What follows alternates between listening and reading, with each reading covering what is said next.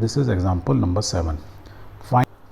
Find the multiplicative inverse of 2 minus 3i. तो 2 minus 3i is a complex number और multiplicative inverse या simple inverse is the same thing. तो means inverse of a complex number निकालना. तो इसका solution निकालने से पहले आपको एक फॉर्मूला याद होना चाहिए कि इन्वर्स मीन्स 1/z या z-1. उसका फॉर्मूला क्या होता है? मॉड का means conjugate of z divide by उसके मॉडुलस से डिवाइड कर देते हैं. किसे? मॉडुलस के स्क्वायर से डिवाइड कर देते हैं.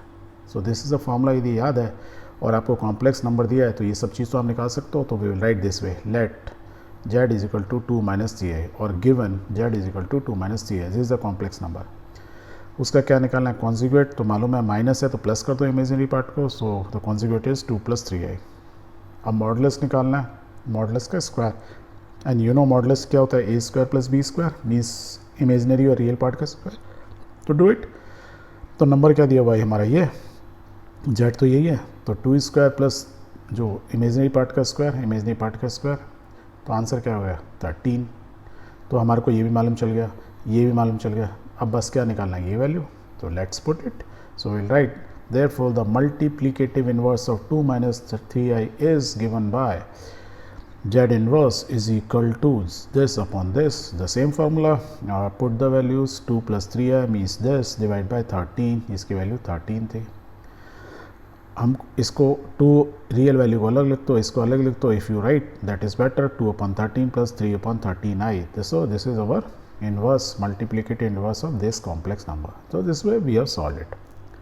Let's take one more example. And अच्छा एक चीज़ है before that, the above working can be reduce in the following manner also. Means इस तरीके से भी कर सकते हो. z इन्वर्स क्या होता है? 1/2 - 3i. मतलब आप ना ये फार्मूला याद नहीं है मान लो आपको. तो z इन्वर्स क्या होगा? 1/2 - 3i. मीन्स इस कॉम्प्लेक्स कैसे होगा?